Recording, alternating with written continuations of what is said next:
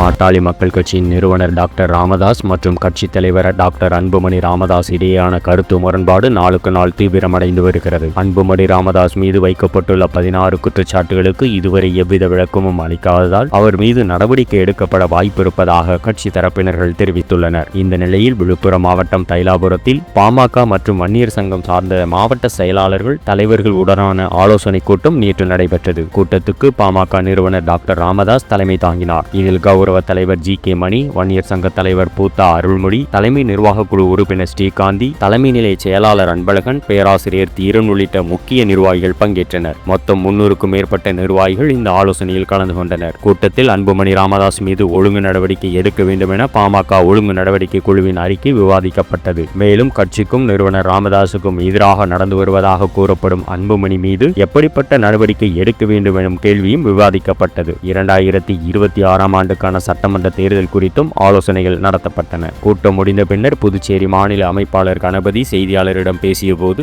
2026 தேர்தலில் அதிக இடங்களில் வெற்றி பெறுவதற்கான வழிமுறைகள் குறித்து தேர்தல் பணிகளை எவ்வாறு ஒருங்கிணைக்க வேண்டும் என்பது பற்றியும் டாக்டர் ராமதாஸ் ஆலோசனை வழங்கினார் என்று தெரிவித்தார். இதற்கிடையில் தைலாபுரம் இல்லத்தில் பாமகவின் உறுப்பினர் அடையாள அட்டை மற்றும் உறுப்பினர் படிவங்கள் அச்சிடப்பட்டு வைக்கப்பட்டிருந்தன.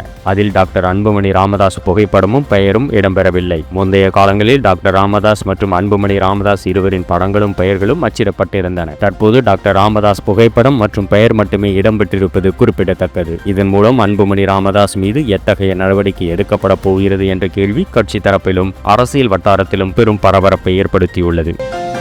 அண்ணா திராவிட முன்னேற்ற கழகத்தின் பொதுச் செயலாளரும் சட்டமன்ற எதிர்க்கட்சி தலைவருமான எடப்பாடி கே. பழனிசாமி தனது மாநிலமெங்கும் நடைபெற்று வரும் மக்களை காப்போம் தமிழகத்தை மீட்போம் என்ற சுற்றுப்பயணத்தில் மிக தீவிரமாக ஈடுபட்டு வருகிறார். நேற்று மதுரை மாவட்டத்தின் மேலூர் பேருந்து நிலையம் அருகே நடைபெற்ற பிரச்சார நிகழ்வில் பொதுமக்கள் மத்தியில் உரையாற்றிய போது அவர் பல்வேறு குற்றச்சாட்டுகளையும் வாக்குறுதிகளையும் வெளிப்படுத்தினார். தமிழக விவசாயிகளுக்கு தொடர்ச்சியாக துரோகம் செய்து வரும் கட்சி திமுக என தனது உரையை தொடங்கிய எடப்பாடி பழனிசாமி டெல்டா மாவட்டங்களில் ஹைட்ரோ கார்பன் மற்றும் மீத்தேன் திட்டங்களை கொண்டு வந்தவர் முதல்வர் மு.க. ஸ்டாலின் தான். ஆனால் அப்போது அதிமுக அரசு விவசாயிகளை காப்பாற்றும் வகையில் அந்த திட்டங்களுக்கு தடையிட்டதோடு அந்த பகுதிகளை பாதுகாக்கப்பட்ட வேளாண் மண்டலங்களாக சட்டப்பூர்வமாக அங்கீகாரம் பெற்றுக் கொடுத்தது என்பதை மறக்கக்கூடாது என்றார். அதிகாரத்தில் இருக்கும் திமுகவினரை குறிவைத்து எடப்பாடி பழனிசாமி மேலும் கூறியதாவது: முதல்வர் மு.க. ஸ்டாலின் இந்தியா கூட்டணியின் வெற்றியை பெருமையாக சொல்லி வருகிறார். ஆனால் அந்த கூட்டணியில் காங்கிரஸ், கம்யூனிஸ்ட் கட்சிகளும் இடம் பிடித்துள்ளன. இப்போதாவது அந்த கம்யூனிஸ்ட் கட்சிகளிடம் பேசி தமிழ்நாட்டிற்கு மிக அவசியமான 182 அடி உயர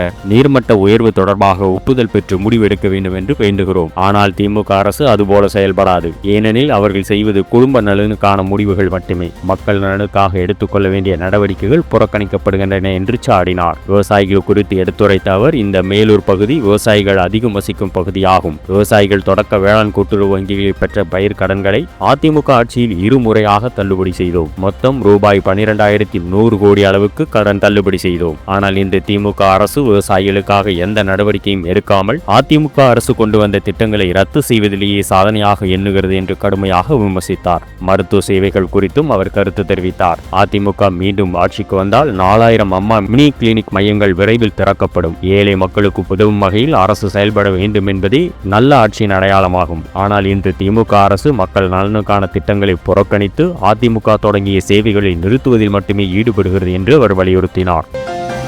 திராவிட முன்னேற்ற கழகத்தின் அதிகாரப்பூர்வ எக்ஸ் தளத்தில் சமூக நீதி எனும் பெருநெருப்பு என்ற தலைப்பில் ஏஐ தொழில்நுட்பத்தை பயன்படுத்தி குறும்படம் வெளியிடப்பட்டுள்ளது. இதில் இடம்பெற்றுள்ள வாசகங்கள் பின்வருமாறு: 100 ஆண்டுகளுக்கு முன் பெரியார் இயற்றிய சமூக நீதி எனும் பெரும் நெருப்பு இன்னும் சுடர்விட்டு எரிந்து கொண்டேதான் இருக்கிறது. பெரியாரோடு இந்த பெரும் நெருப்பு அணைந்துவிடும் என இணை எதிரிகள் நினைத்தார்கள். ஆனால் சமூக நீதி சுடரை பெரியாரிடமிருந்து பேரறிஞர் அண்ணா பெற்று ஆட்சி அமைத்தார். அண்ணாவின் ஆட்சி விரைந்து முடிந்துவிட்டது. இனி நெருப்பு அணைந்துவிடும் என அதே எதிரிகள் நினைத்தனர். அவர்களின் எண்ணத்தை தனது சமூக நீதி ஆட்சி மூலம் சுக்குநராக உடைத்தார் கருணாநிதி. எளியவர்களுக்கு நம்பிக்கை ஒளியாகவும் எதிரிகளுக்கு எரிகளாகவும் எரிந்தது கருணாநிதியின் கையில் அண்ணா தந்த சமூக நீதி சுடர். பெரியாரின் திராவிட கருத்தியலை ஏந்தி அண்ணா வழியில் கருணாநிதி தந்த சமூக நீதி சுடரை அடுத்த கட்டத்திற்கு சமூக நீதி 2.0 என எடுத்துச் சென்றுள்ளார் முதலமைச்சர் மு.க. ஸ்டாலின். தமிழ்நாட்டின் சமூக நீதி சுடரை முன்னின்று பாதுகாத்து இன எதிரிகளுக்கு சிம்ம சொப்பனமாக முதலமைச்சர் மு.க. ஸ்டாலின் திகழ்கிறார். இவ்வாறு அந்த குறும்படத்தில் வாசகங்கள் இடம்பெற்றுள்ளன.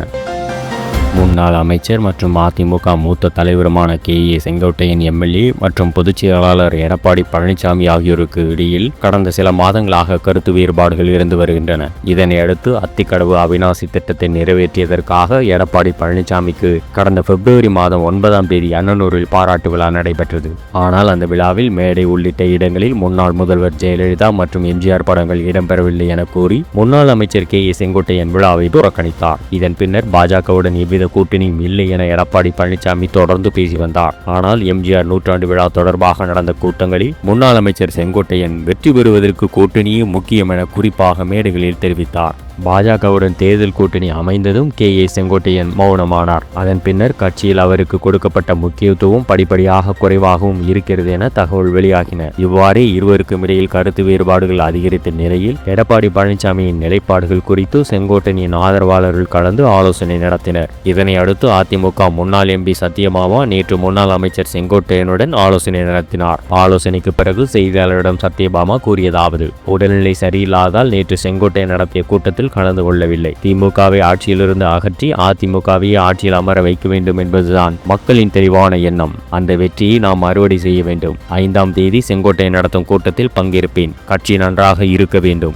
ஆட்சியை பிடிக்க வேண்டும் என்பதே செங்கோட்டையனின் எண்ணம். கட்சியில் பிரிந்தவர்களை மீண்டும் ஒன்று சேர்க்க வேண்டும். கட்சி நலன் சார்ந்து 2026 தேர்தல் வெற்றியை நோக்கி பயணிக்க வேண்டும் என்று கூறினார். இதனிடையே கோபி குள்ளம்பாளையத்தில் உள்ள தனது தோட்டத்து வீட்டில் முன்னாள் அமைச்சர் KA செங்கோட்டையன் நிருபர்களுக்கு பேட்டியளித்தார். அப்போது நாளை மறுநாள் 5ஆம் தேதி மனம் திறந்து பேச உள்ளதாக தெரிவித்தார். அவர் செய்தியாளரிடம் கூறியதாவது: 5ஆம் தேதி கட்சி அலுவலகத்தில் கூட்டம் நடத்துகிறேன். என் கருத்துக்களை வெளிப்படுத்துவேன். அதிமுக தொண்டர்களின் எண்ணங்களை பிரதிபலிப்பேன். கட்சி நிர்வாகிகளை நான் அழைக்கவில்லை. 5ஆம் தேதி நடக்கப் போவது உங்களுக்கே தெரியும் என்று கூறினார்.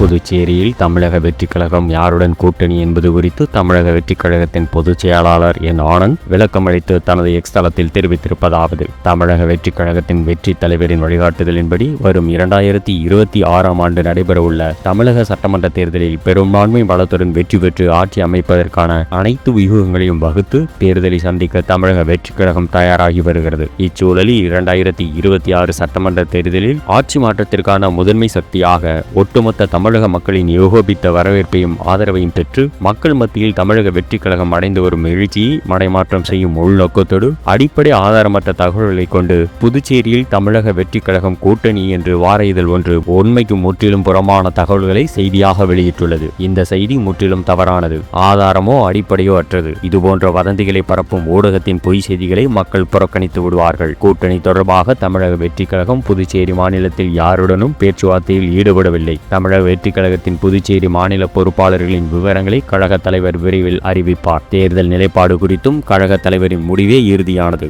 எனவே மக்களை குழப்பும் நோக்கில் தமிழக வெற்றிக் கழகம் தொடர்பாக யூகத்தின் அடிப்படையில் உண்மைக்கு புறமான கருத்துக்களை செய்திகளாக வெளியிடுவதை ஊடகங்கள் தவிர்க்க வேண்டும் என்று கழக தலைவர் அவர்களின் ஒப்புதலுடன் கேட்டுக்கொள்கிறேன். இவ்வாறு அதில் தெரிவித்துள்ளார். பூலித்தேவரின் பிறந்த நாளை முன்னிட்டு தென்காசி மாவட்டம் சிவகிரி அருகே நெல்கட்டும் சேவலில் அவரது மணிமண்ட வளாகத்தில் உள்ள சிலைக்கு நாம் தமிழர் கட்சியின் தலைமை ஒருங்கிணைப்பாளர் சீமான் மாலை அணிவித்து மரியாதை செலுத்தினார். பூலித்தேவன் சிலைக்கு மாலை அணிவிக்க வந்த சீமானின் வாகனத்தை மணிமண்டபம் செல்வதற்கு போலீசார் அனுமதிக்கவில்லை. இதனால் போலீசாருடன் அக்கட்சியினர் வாக்குவாதம் செய்தனர். சிறிது நேரத்தில் தனது வாகனத்தில் இருந்து இறங்கிய சீமான் மணிமண்டபத்துக்கு நடந்தே சென்று சிலைக்கு மாலை அணிவித்தார். பின்னர் அவர் செய்தியாளர்களுக்கு அளித்த பேட்டியில் பூலித்தேவன் மட்டுமல்ல, மருதுபாண்டியர், வேலு நாச்சியார் உட்பட சுதந்திர போராட்ட வீரர்களின் புகழை நாம் தமிழர் கட்சி பரப்பி வருகிறது. நாம் தமிழர் கட்சி ஆட்சிக்கு வந்தால் சென்னையில் பூலித்தேவருக்கு சிலை அமைப்போம். திமுக ஆட்சி முடிவதற்கான பயணம் நெல்கட்டும் சேவலில் இருந்து தொடங்கட்டும் என்றார். வந்தவர் போனவர்களுக்கு தமிழகமெங்கும் சிலை வைத்துள்ளார்கள். ஆனால் ஆங்கிலேயரை எதிர்த்து போரிட்ட பூலித்தேவனுக்கு மரியாதை செலுத்த வேண்டும் என்றால் நெல்கட்டும் சேவலுக்கு வரவேண்டியதாக இருக்கிறது. நாம் தமிழர் ஆட்சியில் பூலித்தேவனின் புகழ் தமிழகம் எங்கும் எடுத்துச் செல்லப்படும் என்று கூறினார். மேலும் முடிசூடும் பெருமானை முடிவெட்டும் பெருமான் என்று எழுதும் அளவிற்கு அறிவாளிகள் TNPSC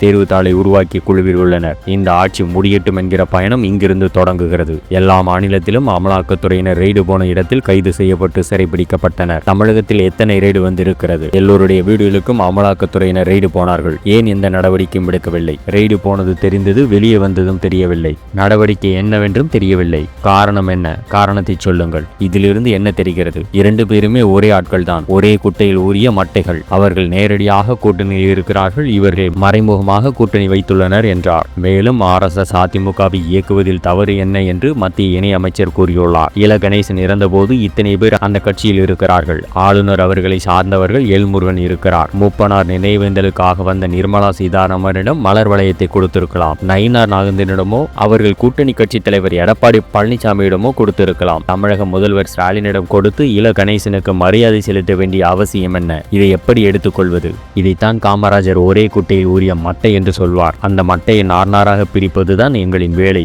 என்று கூறினார். மேலும் செய்திகளுக்கு எங்கள் பிஹைண்ட் மீ நியூஸ் சேனலோடு இணைந்திருங்கள். If you enjoyed this video and for more videos, please like, share and subscribe Behind Me Media.